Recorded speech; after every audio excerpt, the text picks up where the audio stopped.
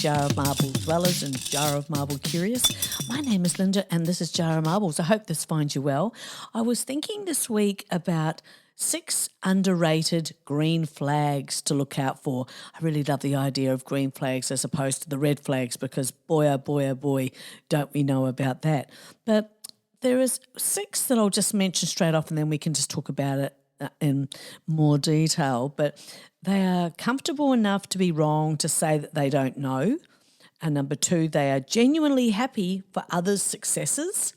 3, they don't try to minimise other people's achievements. 4, they aren't easily triggered by others' negativity. 5, they take accountability for their actions or making excuses or trying to shove blame onto others. 6, they listen and they don't try to one-up you. I love the refreshing idea of green flags instead of red.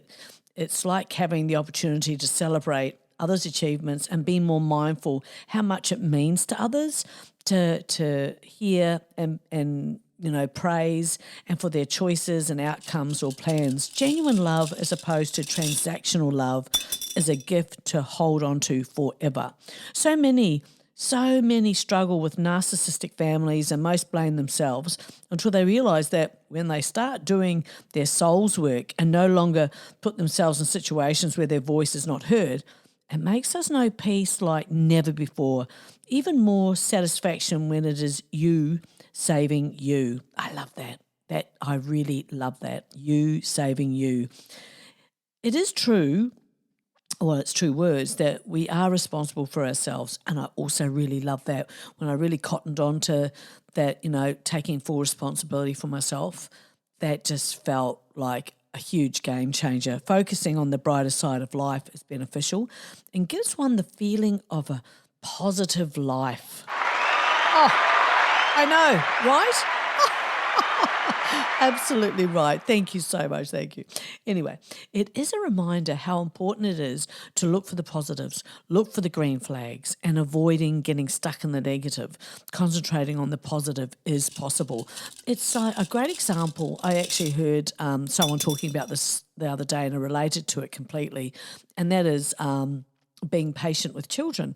Now, I mind my grandson 5 days a week and he's 15 months old. He's been running around since we started walking, in his 7th month. And so he's been active and he is learning and growing at the rate of knots.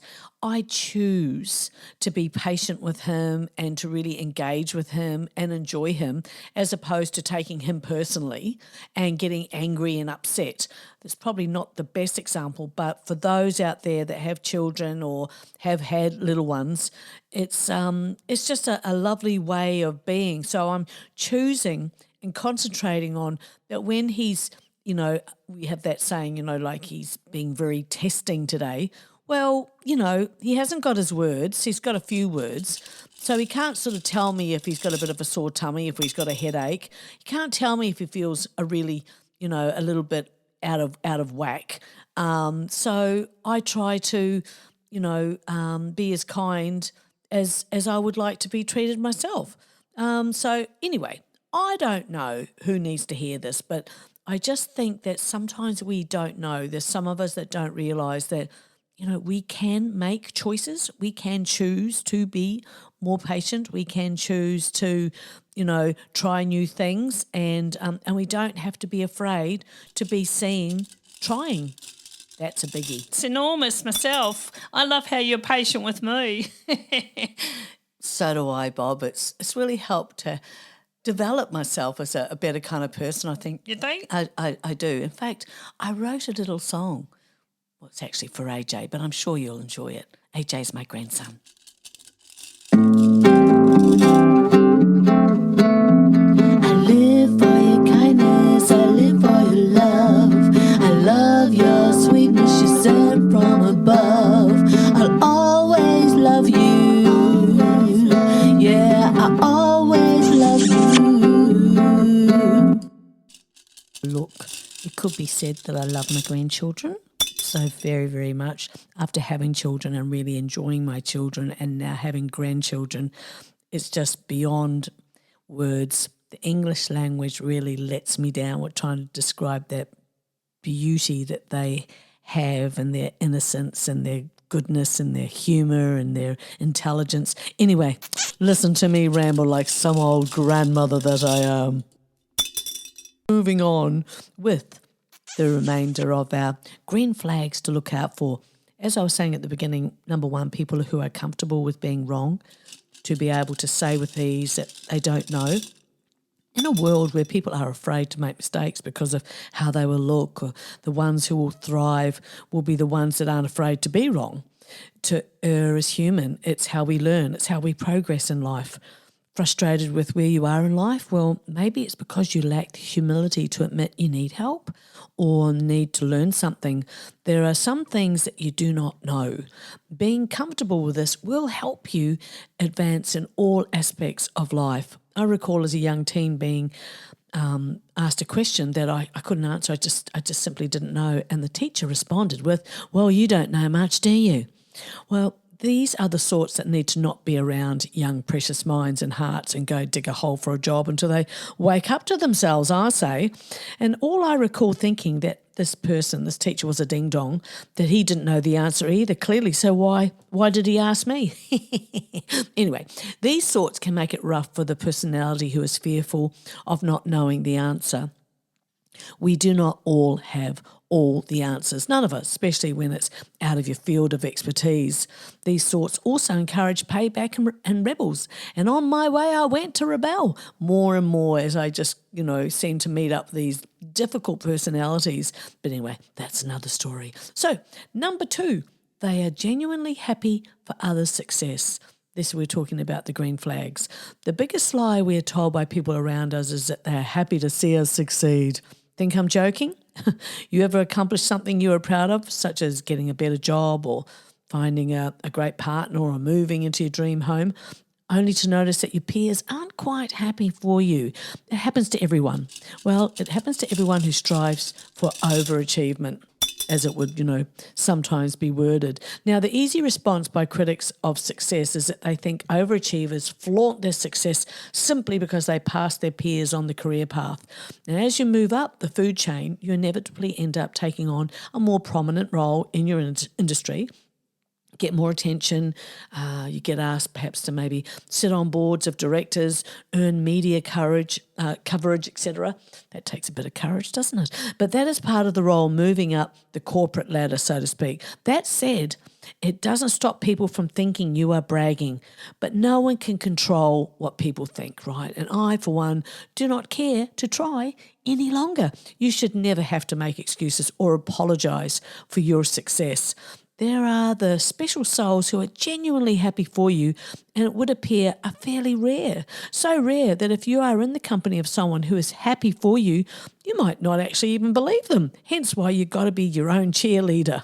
I know that I have to be that for myself because I might be waiting a long time to hear otherwise. The third thing is they don't try to minimise other people's achievements. A well-known form of toxic emotional invalidation is gaslighting, which involves invalidating another person's experiences to such a degree that they begin to question their own reality. A genuine friend will always be delighted that things are going your way and will be glad to see you happy and feeling on top of the world.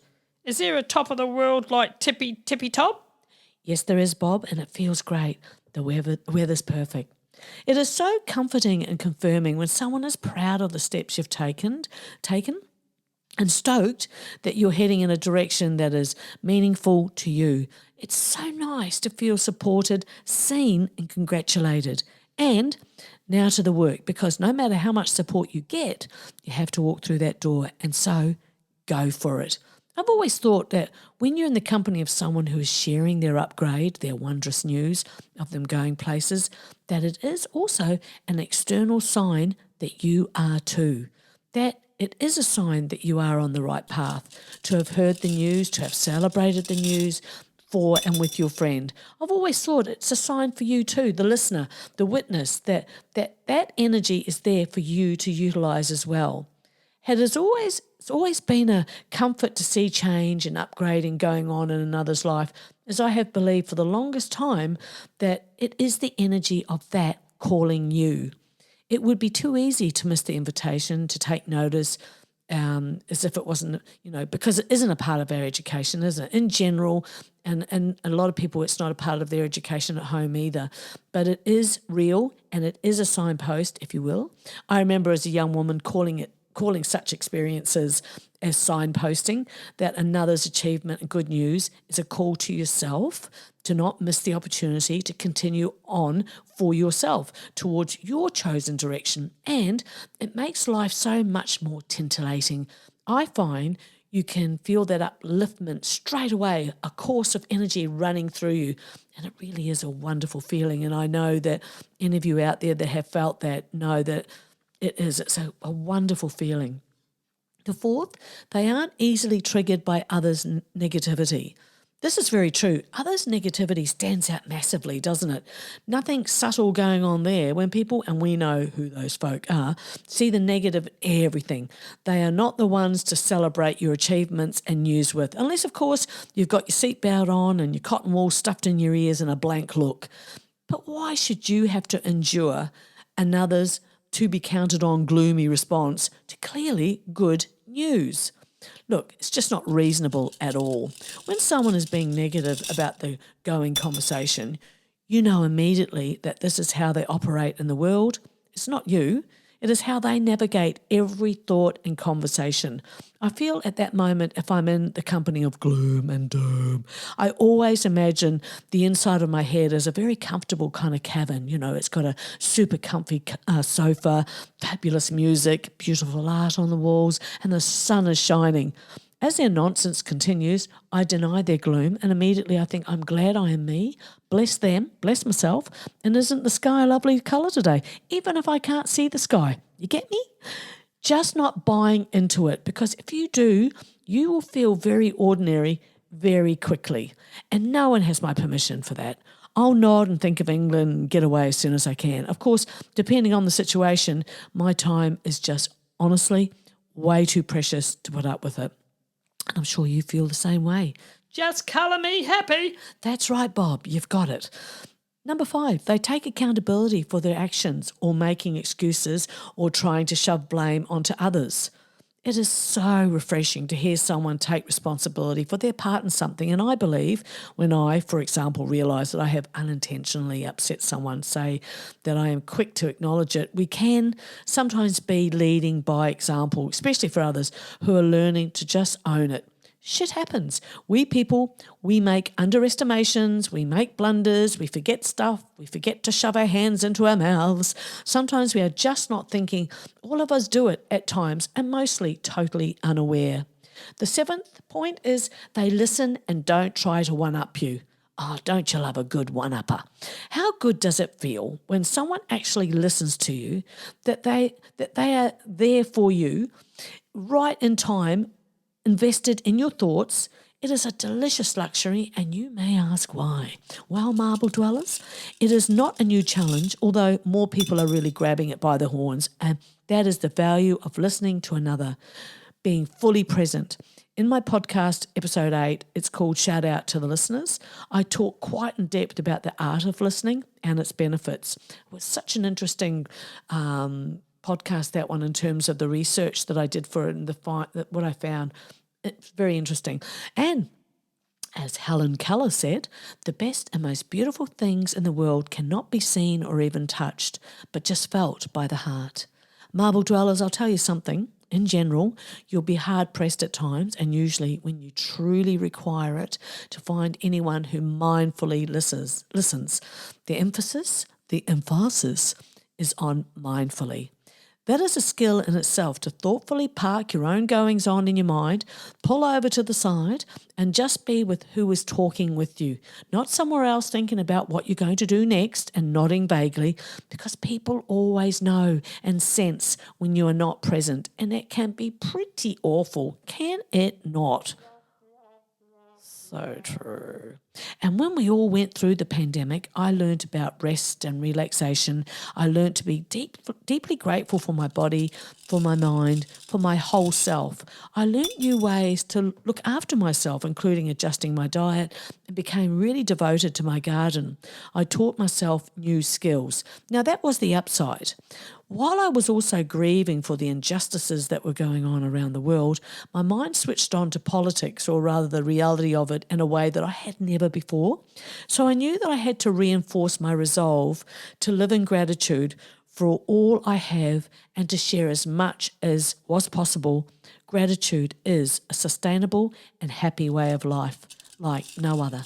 So it is interesting with the underrated green flags.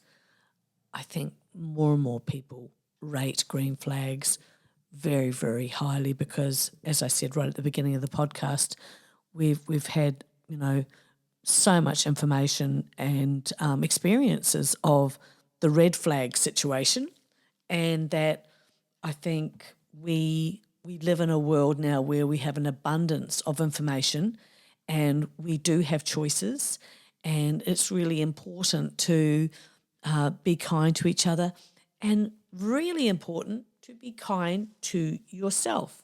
So what are green flags in yourself? It's very important to let yourself feel your feelings without any thoughts of judgment. It's a green flag when you treat other people with kindness, but it's also a green flag to treat yourself with kindness. Being self-aware, practicing self-acceptance, and self-validation is all a part of the process. And what about green flags in mental health?